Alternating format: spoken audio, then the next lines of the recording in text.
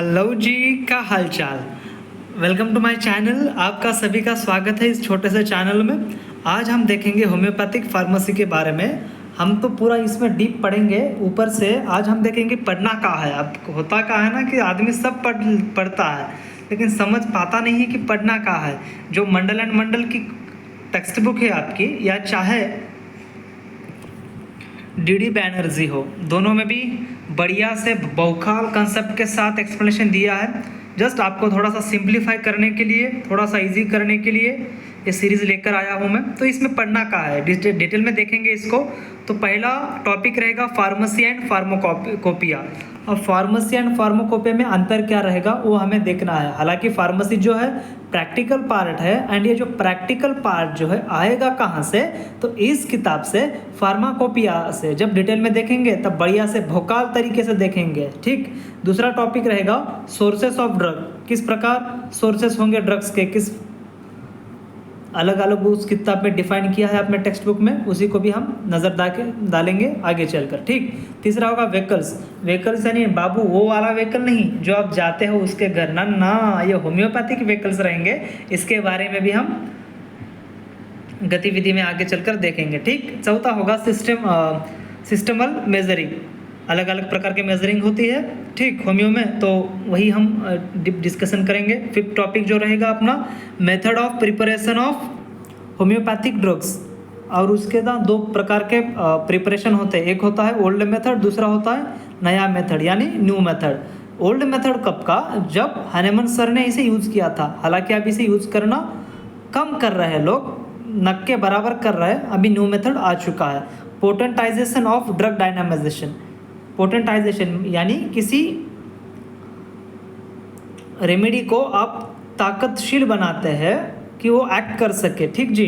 उसको हम बहुत डिटेल में देखेंगे आगे चलकर। सातवां रहेगा जो डॉक्टर्स आपको प्रिस्क्रिप्शन देते हैं, उस प्रिस्क्रिप्शन के बारे में भी हम पढ़ेंगे। इससे भी बहुत से क्वेश्चन आते रहते हैं। आठवां रहेगा मेजरिंग प्रिंसिपल ऑफ मेडिकेशन, ठीक, प्रिंसिपल ऑफ मेडिकेशन, इस पर भी हम नज़र डालेंगे।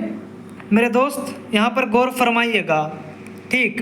चैप्टर रहेगा नाइन्थ प्रिंसिपल ऑफ डिस्पेंसिंग, कि किस प्रकार मेडिसिन डिस्पेंस हम करते हैं एक जगह से नेक्स्ट अगली जगह पे। Principle of drug administration, principle of external application, जिस प्रकार ऑइंटमेंट वगैरह यूज करते हैं बाहर से जो हम स्किन को लगाते हैं, उस पर हम डिस्कस करेंगे। Principle of drug proving, homeopathy में जो होता है ना जी, ड्रग्स आपको क्या लगता है बंदर पे प्रूफ करते हैं या चूहे पे प्रूफ करते हैं? ना भाई, यहाँ पर ह्यूमन को ह्यूमन माना जाता है, ना कि एनिमल्स माना जाता है। तो ह्यूमंस पर ही प्रूविंग होती है डायरेक्टली, ठीक जी।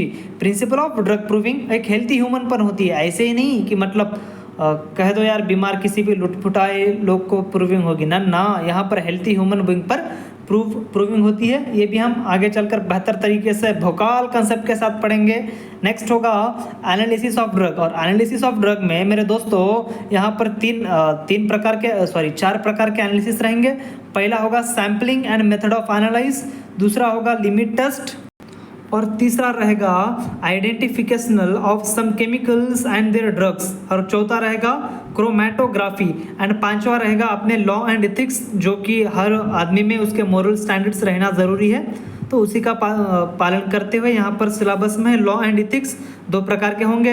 होम्योपैथिक फार्मेसी एक्ट रहेगा उसमें, और दूसरा होगा कंडक्ट एंड इटिक्वेट। मैंने यहाँ पर हिंदी में भी लिखा है, कंडक्ट यानी आचरण और इटिक्वेट यानी डिसिप्लिन, जिसे शिष्टाचार कहते हैं, ठीक। नेक्स्ट होगा development and scope and research in homoeopathy. इन सभी सिलेबस को एकदम भोकाल तरीके से हम कंप्लीट करने जा रहे हैं। तो जस्ट यदि चैनल पे नए हो तो please subscribe our channel and keep smiling दोस्तों, ठीक। Thank you so much.